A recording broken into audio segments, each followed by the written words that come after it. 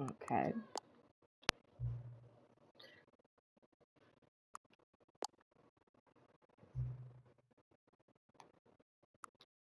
Just gonna leave it where it's at.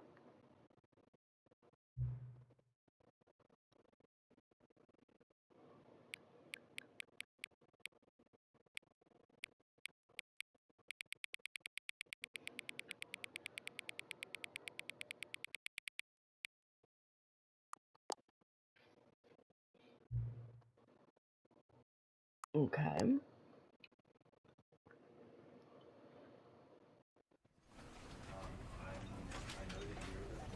Stanley Parable Ultra Deluxe. The end is never the end. This is the story of a man named Stanley. Stanley worked for a company in a big building where he was employee number 427. Employee number 427's job was simple. He sat at his desk in room 427 and he pushed buttons on a keyboard. Orders came to him through a monitor on his desk, telling him what buttons to push, how long to push them, and in what order.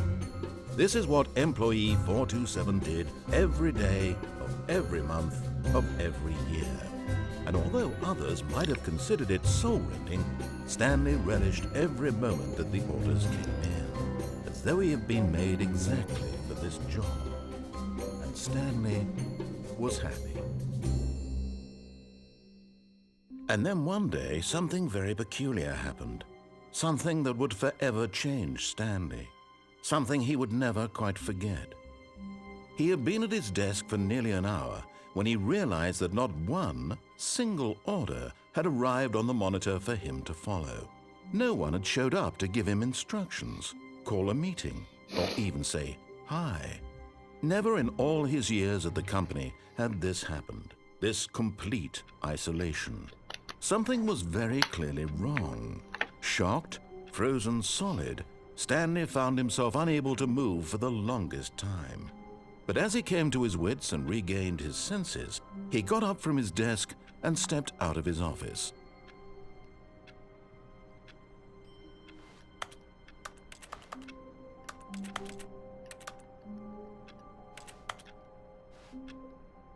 Okay. All of his co-workers were gone. What could it mean?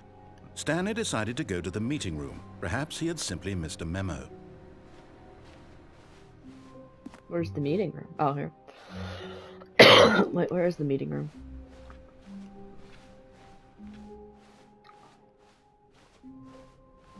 Where's the meeting room? When Stanley came to a set of 2 open doors, he entered the door on his left. I don't want to. This was not the correct way to the meeting room, and Stanley knew it perfectly well. Perhaps he wanted to stop by the employee lounge first, just to admire it. Yeah. Ah, yes, truly a room worth admiring. It had really been worth the detour after all, just to spend a few moments here in this immaculate, beautifully constructed room. But eager to get back to business, Stanley took the first open door on his left. No.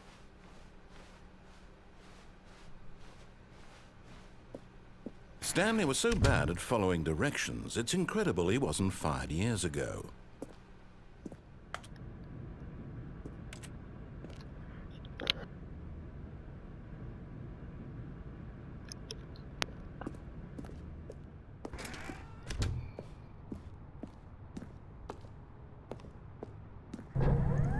Look, Stanley, I think perhaps we've gotten off on the wrong foot here.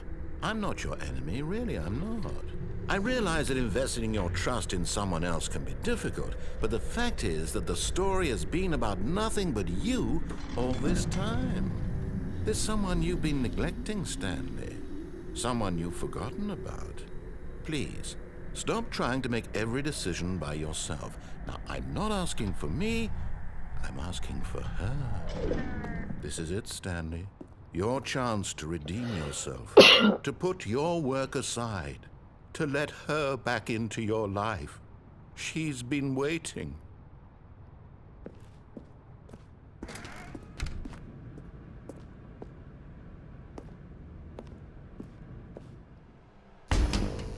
Whoa. That's her, Stanley. You need to be the one to do this, to reach out to her.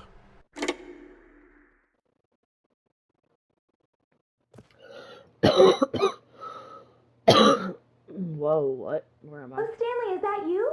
Hold on, sweetie. Sorry to keep you waiting. I'm just pulling the bread out of the oven.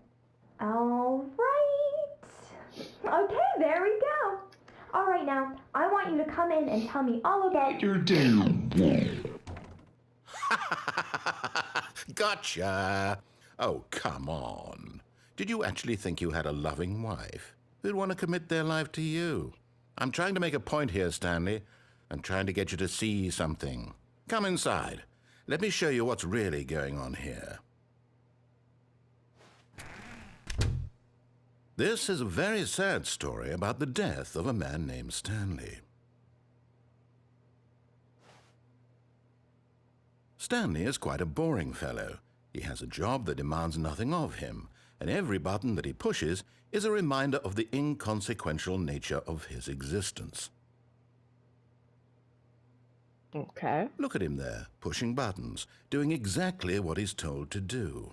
Now he's pushing a button. Now he's eating lunch. Now he's going home. Now he's coming back to work. One might even feel sorry for him, except that he's chosen this life. What if... Okay, so I can't press the wrong button. But in his mind, in his mind he can go on fantastic adventures. From behind his desk, Stanley dreamed of wild expeditions into the unknown, fantastic discoveries of new lands. It was wonderful. And each day that he returned to work was a reminder that none of it would ever happen to him. And so he began to fantasize about his own job. First, he imagined that one day while at work, he stepped up from his desk to realize that all of his co-workers, his boss, everyone in the building had suddenly vanished off the face of the earth. The thought excited him terribly. So he went further. He imagined that he came to 2 open doors and that he could go through either. At last, choice. It barely even mattered what lay behind each door. The mere thought that his decisions would mean something was almost too wonderful to behold. As he wandered through this fantasy world, he began to fill it with many possible paths and destinations. Down one path lay an enormous round room with monitors and mind controls. And down another was a yellow line that weaved in many directions. And down another was a game with a baby. And he called it the Stanley Parable. It was such a wonderful fantasy, and so in his head he relived it again, and then again, and again, over and over, wishing beyond hope that it would never end, that he might always feel this free. Surely there's an answer down some new path, mustn't there be? Perhaps if he played just one more time. But there is no answer. How could there possibly be? In reality, all he's doing is pushing the same buttons he always has. Nothing has changed. The longer he spends here, the more invested he gets, the more he forgets which life is the real one. And I'm trying to tell him this, that in this world he can never be anything but an observer, that as long as he remains here, he's slowly killing himself. But he won't listen to me. He won't stop. Here, watch this. Stanley, the next time the screen asks you to push a button, do not do it.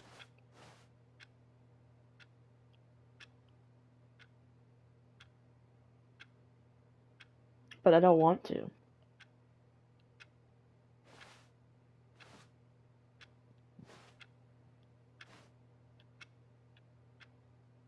You see? Can he just not hear me? How can I tell him in a way that he'll understand that every second he remains here, he's electing to kill himself? How can I get him to see what I see? How can I make him look at himself? I suppose I can't, not in the way I want him to. But I don't make the rules. I simply play to my intended purpose, the same as Stanley. We're not so different, I suppose. I'll try once more to convey all this to him. I'm compelled to. I must. Perhaps Well, maybe this time you'll see. Maybe this time. And I tried again, and Stanley pushed a button. And I tried again, and Stanley pushed a button. And I tried.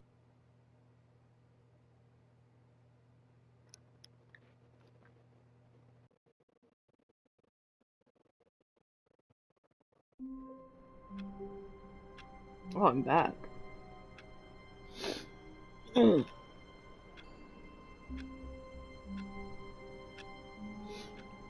Okay. All of his co-workers were gone. What could it mean? Stanley decided to go to the meeting room. Perhaps he had simply missed a memo. Okay, so I'm actually following it this time.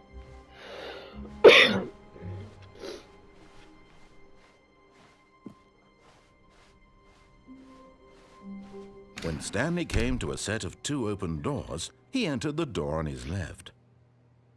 Fine.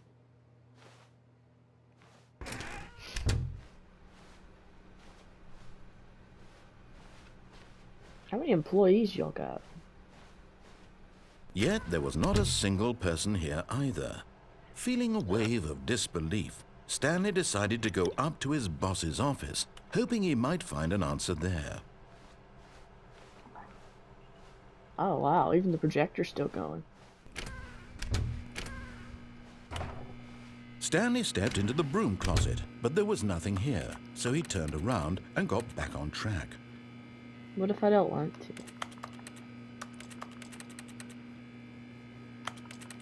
There was nothing here. No choice to make, no path to follow, just an empty broom closet. No reason to still be here.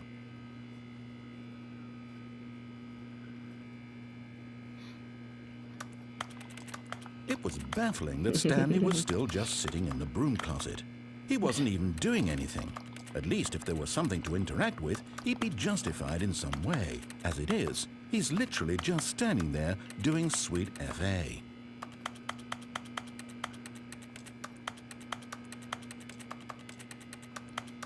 Are you really still in the broom closet? Yes. Standing around doing nothing? Why? Please offer me some explanation here. I'm genuinely confused. No, staying in here. You do realize there's no choice or anything in here, right? If I'd said Stanley walked past the broom closet, at least you would have had a reason for exploring it to find out. But it didn't even occur to me because literally this closet is of absolutely no significance to the story whatsoever. I never would have thought to mention it.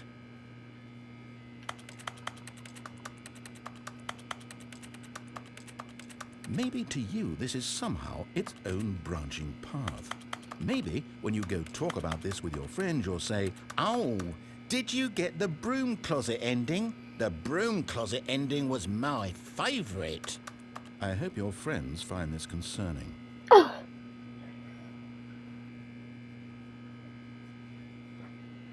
Stanley was fat and ugly and really stupid. He probably only got the job because of a family connection. That's how stupid he is. That or with drug money. Also, Stanley is addicted to drugs and hookers. Offensive. Well, I've come to a very definite conclusion about what's going on right now. You're dead. You got to this broom closet, explored it a bit, and were just about to leave because there's nothing here, when a physical malady of some sort shut down your central nervous system and you collapsed in front of your screen. Well, in a situation like this, the responsible thing is to alert someone nearby so as to ensure that your body is taken care of before it begins to decompose. Hello? Anyone who happens to be nearby? The person at this computer is dead. They have fallen prey to any number of your countless human physiological vulnerabilities. It's indicative of the long-term sustainability of your species. Please remove their corpse from the area and instruct another human to take their place, making sure they understand basic first-person video game mechanics and filling them in on the history of narrative tropes in video gaming, so that the irony and insightful commentary of this game is not lost on them. All right, when you've done that, just step out into the hallway. Is there any more text before I walk out of here? Okay. Ah, second player. It's good to have you on board. I guarantee you can't do any worse than the person who came before you. You sure? You too? Unbelievable. I'm at the mercy of an entire species of invalids. Perhaps there's a monkey nearby you can hand the controls to. A fish? Fungus? Look, you can hammer out the details. I'm not particularly picky. I'll just be waiting for when you're ready to pick up the story again. Oh, so you done there? No more lines? No more lines. Okay. I was hoping there was gonna be more. Coming to a staircase, Stanley walked upstairs to his boss's office. No. But Stanley just couldn't do it. He considered the possibility of facing his boss. Admitting he had left his post during work hours, he might be fired for that. And in such a competitive economy, why had he taken that risk? All because he believed everyone had vanished? His boss would think he was crazy. And then something occurred to Stanley. Maybe, he thought to himself, maybe I am crazy. All of my co-workers blinking mysteriously out of existence in a single moment for no reason at all? None of it made any logical sense. And as Stanley pondered this, he began to make other strange observations. For example, why couldn't he see his feet when he looked down? Why did doors close automatically behind him wherever he went? And for that matter, these rooms were starting to look pretty familiar. Were they simply repeating? No, Stanley said to himself, this is all too strange. This can't be real. And at last, he came to the conclusion that had been on the tip of his tongue. He just hadn't found the words for it. I'm dreaming, he yelled. This is all a dream. Oh, what a relief Stanley felt to have finally found an answer, an explanation. His co-workers weren't actually gone. He wasn't going to lose his job. He wasn't crazy after all. And he thought to himself, I suppose I'll wake up soon. I'll have to go back to my boring real-life job pushing buttons. I may as well enjoy this while I'm still lucid. So he imagined himself flying and began to gently float above the ground. Then he imagined himself soaring through space on a magical starfield, and it too appeared. It was so much fun, and Stanley marveled that he had still not woken up. How was he remaining so lucid? And then perhaps the strangest question of them all entered Stanley's head. One he was amazed he hadn't asked himself sooner. Why is there a voice in my head dictating everything that I'm doing and thinking? Now the voice was describing itself being considered by Stanley, who found it particularly strange. I'm dreaming about a voice describing me, thinking about how it's describing my thoughts, he thought. And while he thought it all very odd and wondered if this voice spoke to all people in their dreams, the truth was that, of course, this was not a dream. How could it be? Was Stanley simply deceiving himself, believing that if he's asleep, he doesn't have to take responsibility for himself? Stanley is as awake right now as he's ever been in his life. Now, hearing the voice speak these words was quite a shock to Stanley. After all, he knew for certain, beyond a doubt, that this was in fact a dream. Did the voice not see him float and make the magical stars just a moment ago? How else would the voice explain all that? This voice was a part of himself too. Surely, if he could just... He would prove it. He would prove that he was in control, that this was a dream. So he closed his eyes gently, and he invited himself to wake up. He felt the cool weight of the blanket on his skin, the press of the mattress on his back, the fresh air of a world outside this one. Let me wake up, he thought to himself. I'm through with this dream. I wish it to be over. Let me go back to my job. Let me continue pushing the buttons. Please, it's all I want. I want my apartment and my wife and my job.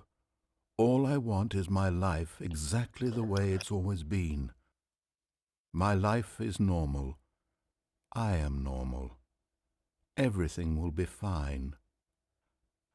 I am okay.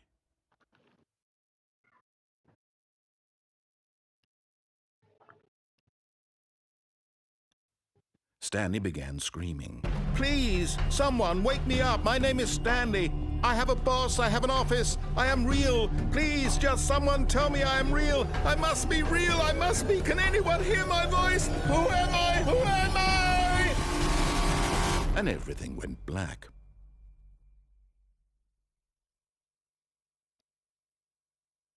This is the story of a woman named Mariella. Mariella woke up on a day like any other.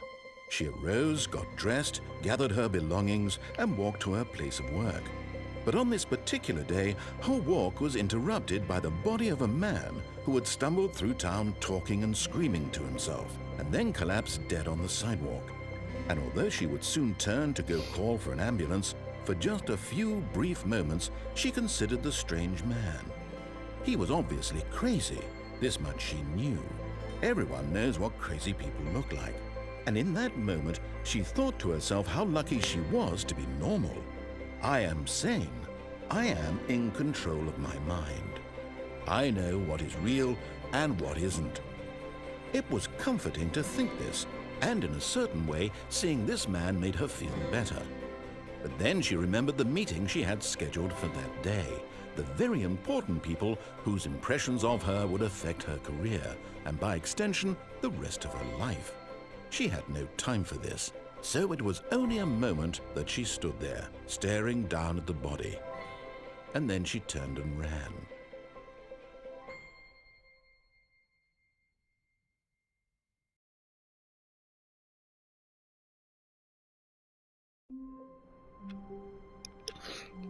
Okay. All of his co-workers were gone. Let's follow the What could it idea mean? now. Stanley decided to go to the meeting room. Perhaps he had simply missed a memo. So we take the door on the left. When Stanley came to a set of 2 open doors, he entered the door on his left. Oh, so I can't even open these other doors. Yeah, okay. Yet there was not a single person here either. Feeling a wave of disbelief, Stanley decided to go up to his boss's. Coming to a staircase, Stanley walked upstairs to his boss's office. Okay.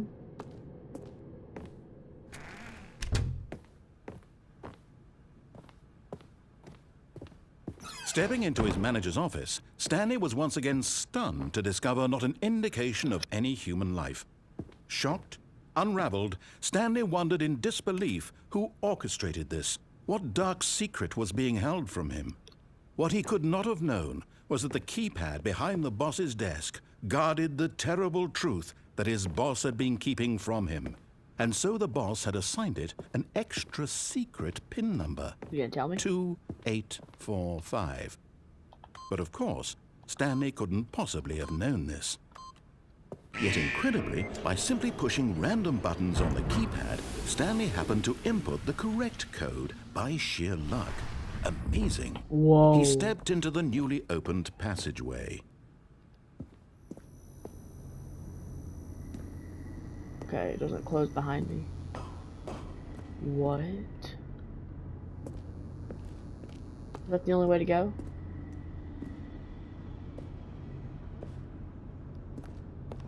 Yeah, that's the way to go.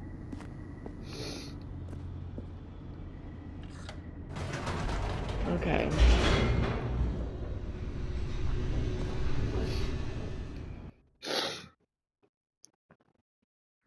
Descending deeper into the building, Stanley realized he felt a bit peculiar. It was a stirring of emotion in his chest, as though he felt more free to think for himself, to question the nature of his job. Why did he feel this now, when for years it had never occurred to him? This question would not go unanswered for long. This is crazy. Stanley walked straight ahead through the large door that read Mind Control Facility. No. Although this passageway had the word Escape written on it, the truth was that at the end of this hall, Stanley would meet his violent death. The door behind him was not shut. Stanley still had every opportunity to turn around and get back on track. I'm good. At this point, Stanley was making a conscious, concerted effort to walk forward and willingly confront his death.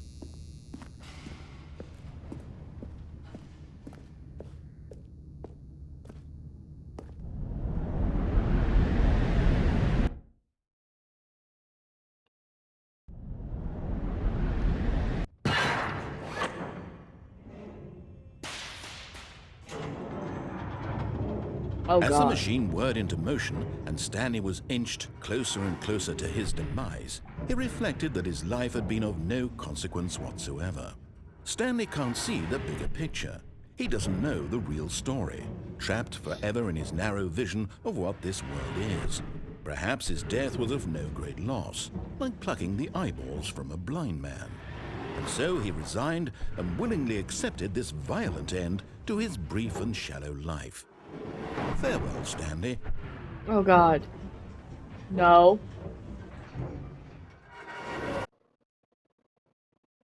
What? "Farewell, Stanley," cried the narrator, as Stanley was led helplessly into the enormous metal jaws. In a single visceral instant, Stanley was obliterated as the machine crushed every bone in his body, killing him instantly. Oh.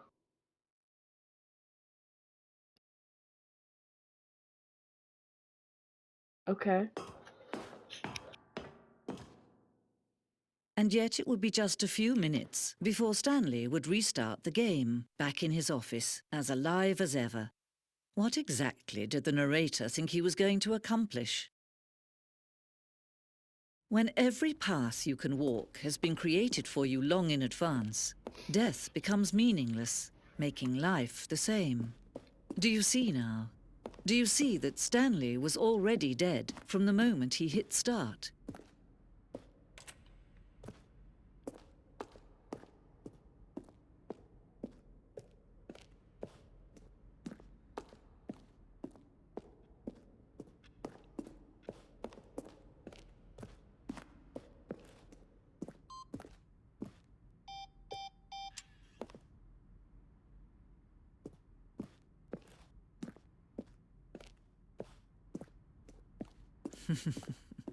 Oh, look at these two. How they wish to destroy one another. How they wish to control one another. How they both wish to be free. Can you see? Can you see how much they need one another? Nope. No, perhaps not. Sometimes these things cannot be seen. But listen to me. You can still save these two. You can stop the program before they both fail. Turn off your PlayStation. There's no other way to beat this game. As long as you move forward, you'll be walking someone else's path. Stop now and it'll be your only true choice. Whatever you do, choose it. Don't let time choose for you. Don't let...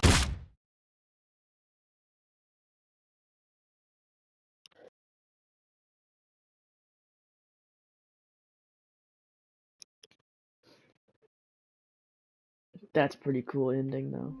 Alright. All of his co-workers were Oh, gone. and Crouch. What could it mean? Stanley decided to go to the meeting room. Perhaps he had simply missed a memo. Yep, let's go to the meeting room.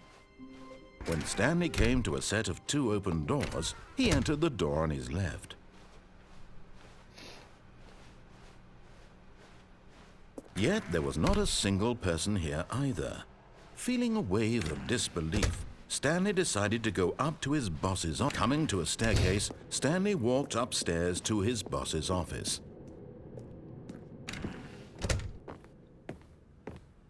2845. Stepping into his manager's office, Stanley was once again stunned to discover not an indication of any human life. What could it... Stanley was in such a rush to get through the story as quickly as possible, he didn't even have a single minute to just let the narrator talk. No. That kind of anxiety isn't healthy, so he relaxed for a few moments with some calming New Age music. Ha!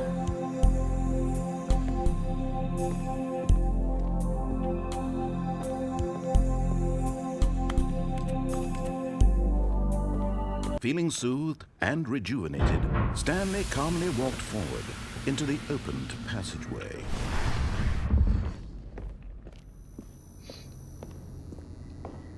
Alright, let's go downstairs.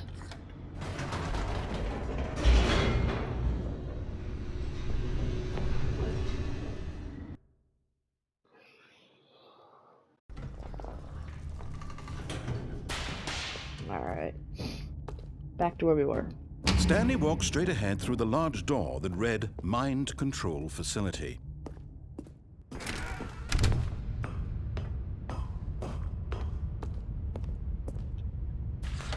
The lights rose on an enormous room packed with television screens. What horrible secret did this place hold? Stanley thought to himself. Did he have the strength to find out?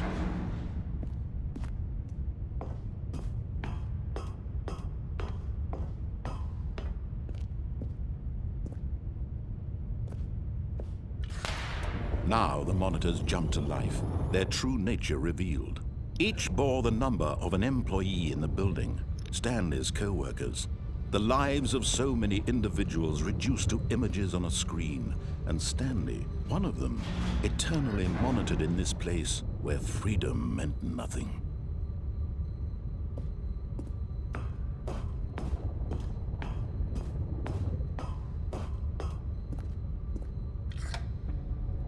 This mind control facility, it was too horrible to believe. It couldn't be true. Had Stanley really been under someone's control all this time? Was this the only reason he was happy with his boring job? That his emotions had been manipulated to accept it blindly? No, he refused to believe it. He couldn't accept it. His own life in someone else's control? Never! It was unthinkable, wasn't it? Was it even possible? Had he truly spent his entire life utterly blind to the world? Oh, this light hurts my eyes. But here was the proof, the heart of the operation. Controls labeled with emotions, happy or sad or content. Walking, eating, working, all of it monitored and commanded from this very place. And as the cold reality of his past began to sink in, Stanley decided that this machinery would never again exert its terrible power over another human life. For he would dismantle the controls once and for all.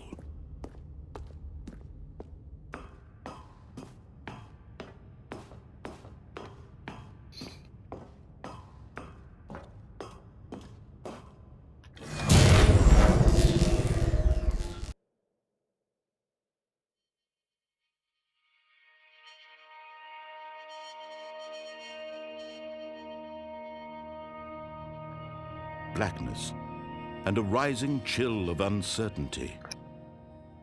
Was it over? Yes! He had won! He had defeated the machine, unshackled himself from someone else's command. Freedom was mere moments away. And yet, even as the immense door slowly opened, Stanley reflected on how many puzzles still lay unsolved. Where had his co-workers gone? How had he been freed from the machine's grasp? What other mysteries did this strange building hold? But as sunlight streamed into the chamber, he realized none of this mattered to him, for it was not knowledge or even power that he had been seeking, but happiness. Perhaps his goal had not been to understand, but to let go. No longer would anyone tell him where to go, what to do, or how to feel. Whatever life he lives, it will be his. And that was all he needed to know. It was perhaps the only thing worth knowing. Stanley stepped through the open door.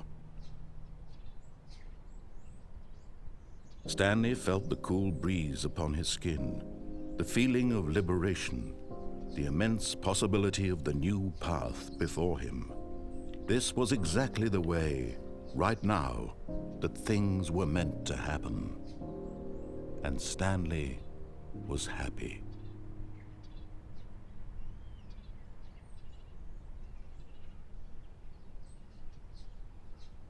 Really? That's it?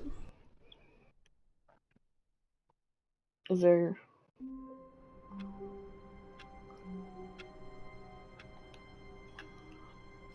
Is there any other achievements in here? Oh? A soft wind blew outside and perhaps rain Oh, started, wait. and if it did, it stopped shortly after. Stanley hoped that he would one day see weather.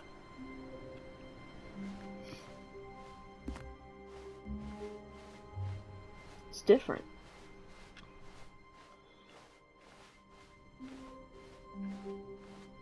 When Stanley came to a set of 2 open doors, he entered the door on his left.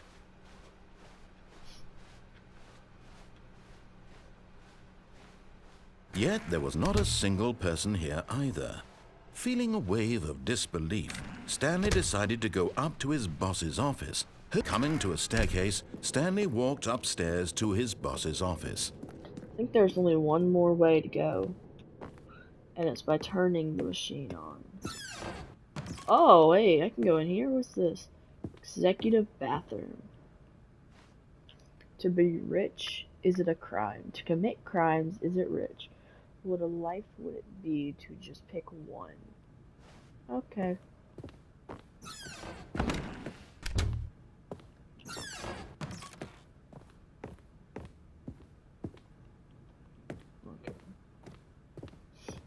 Alright. Okay, I think we all know the drill by now. Blah, blah, blah. Dark secrets, the keypad. Stanley pushes some buttons. Oh, hey, look, it's a new passageway. Kill surprise. Oh, wow. Alright, was there anything? I'm just seeing if there's anything else I missed.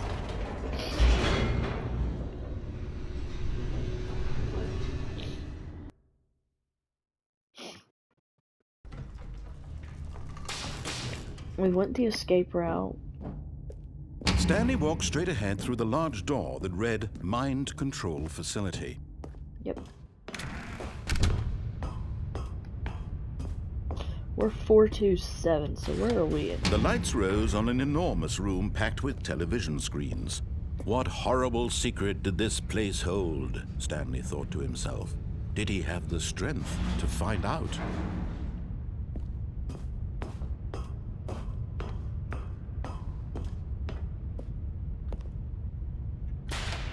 Now the monitors jumped to life, their true nature revealed. We're right there. Each bore the number of an employee in the building, Stanley's co-workers.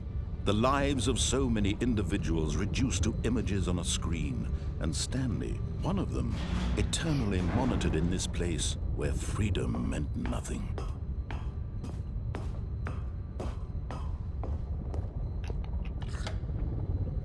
This mind control facility, it was too horrible to believe. It couldn't be true. Had Stanley really been under someone's control all this time? Was this the only reason he was happy with his boring job? That his emotions had been manipulated to accept it blindly?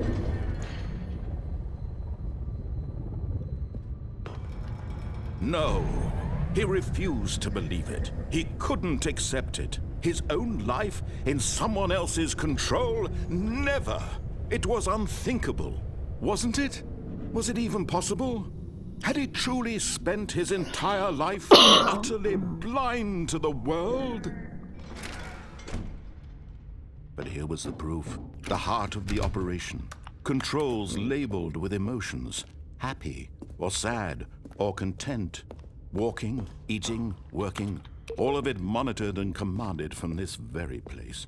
And as the cold reality of his past began to sink in, Stanley decided that this machinery would never again exert its terrible power over another human life. Oh, Stanley, you didn't just activate the controls, did you? After they kept you enslaved all these years, you go and you try to take control of the machine for yourself. Is that what you wanted? Control? Whoa. Oh, Stanley, I applaud your effort, I really do. But you need to understand, there's only so much that machine can do. You were supposed to let it go, turn the controls off, and leave. If you want to throw my story off track, you're going to have to do much better than that. Okay. I'm afraid you don't have nearly the power you think you do. For example, and I believe you'll find this pertinent, Stanley suddenly realized he had just initiated the network's emergency detonation system. Oh. In the event that this machine is activated without proper DNA identification, nuclear detonators are said to explode, eliminating the entire complex.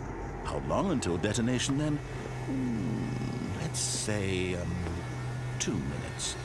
Ah, now this is making things a little more fun, isn't it, Stanley? It's your time to shine. You are the star. It's your story now. Shape it to your heart's desires. Oh, this is much better than what I had in mind. What a shame we have so little time left to enjoy it. Mere moments until the bomb goes off. But what precious moments each one of them is. More time to talk about you, about me, where we're going, what all this means. I barely know where to start.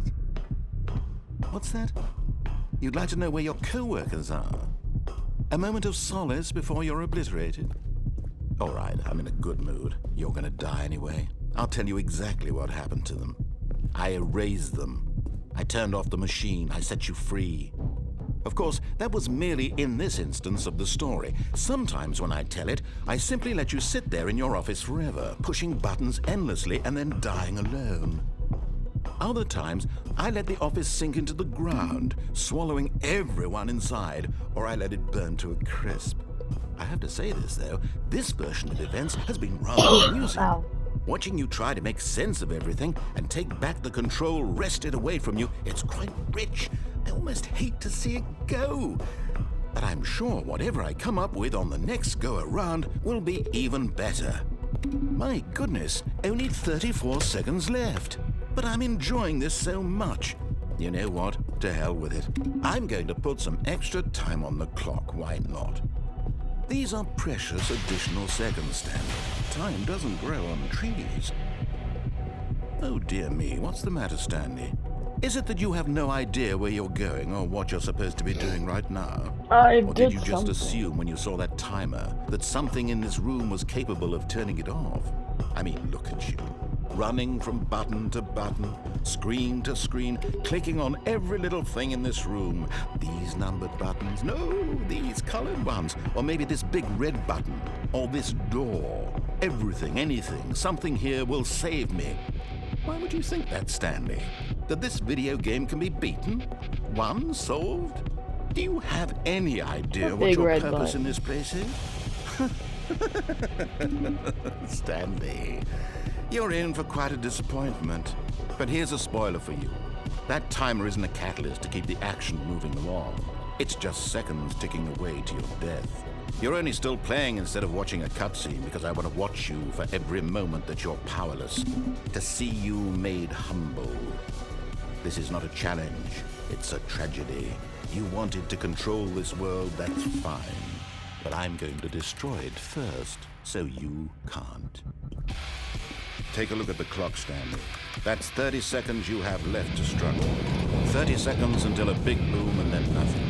No ending here, just you being blown to pieces.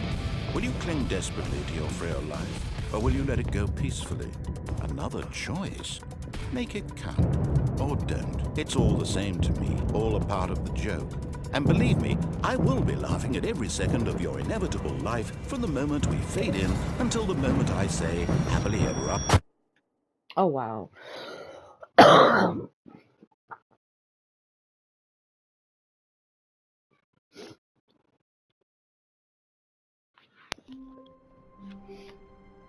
But isn't there a way? Hold on, isn't there a way? How long was I sitting there? Stanley wondered to himself. Minutes? Days? Centuries? Did something crucial happen while my senses were turned? He made a note to be more careful with time from now on.